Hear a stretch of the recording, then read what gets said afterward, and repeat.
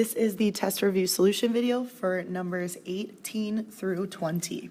So all of these involve some sort of manipulation and using the equivalent rational exponents, especially with number 18. So we have two different index numbers and two different numbers underneath the radical. So that's the first hint, that we need to change these to their rational exponent equivalents.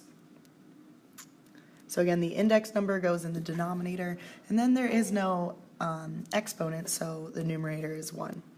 Our goal is to get the same base, so 5 can't be changed. However, we can rewrite 25 with a base 5. So again, 5 to the 1/3 isn't going to change, but we can rewrite 25 as 5 to the 2nd power. But again, we can't forget, it's still being taken to the 1/4. So this is where our power to a power rule comes into play. 5 to the 1/3. When we have a power to a power, we multiply. So 2 times 1/4 is 2/4, or 1/2. Now that we have the same base, we can add our exponents. So again, the base does not change, and we can add 1/3 plus 1/2. Because we need the same denominator, we need to change both of the fractions so they have a denominator of 6. So 1/3 can be rewritten as 2/6, and 1/2 can be rewritten as 3/6. Now that we have the same denominator, we can add our numerators. 2 plus 3 is 5. The denominator does not change. So when we write our final answer, it does always have to be in radical form. So I would take two different solutions. So again, the denominator is the index number, the base is 5, and it's to the 5th power. So I would take this, or you can take 5 to the 5th power, 6th root of 3,125. I would take either those two solutions. They are both simplified in my opinion. With number 19, this one's pretty quick.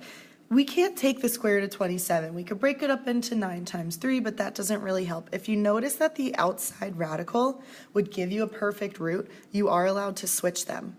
So I'm going to put the square root on the outside and then the cube root on the inside, because I know the cube root of 27 is a perfect cube. The cube root of 27 is 3, so that means my final answer is the square root of 3. That one cannot be simplified any further. Nice and short. Number 20 is very similar to number 18 in the fact that we have division, we have different index numbers and different bases, so we do need to change them to their rational exponent equivalents.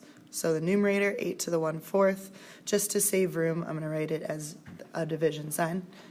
2 to the 1/2 square root is an index of 2. So if we look at what base we're going to use, 2 cannot be changed. You can't rewrite 2, but we can rewrite 8 as 2 to the 3rd power. And then there's still that 1/4 on the outside, divided by 2 to the 1/2. Before we can use our subtraction rule, we have to do our power to a power rule. 3 times 1/4. Power to a power rule, we multiply. So we have 2 to the 3/4 power divided by 2 to the 1/2. Because we've got division, that means we can subtract our exponents.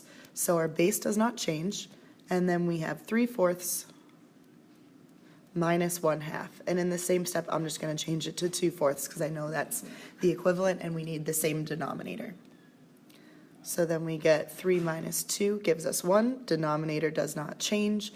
And then final answer must be in the radical form. So this is the 4th root of 2 to the 1st power, or just the 4th root of 2.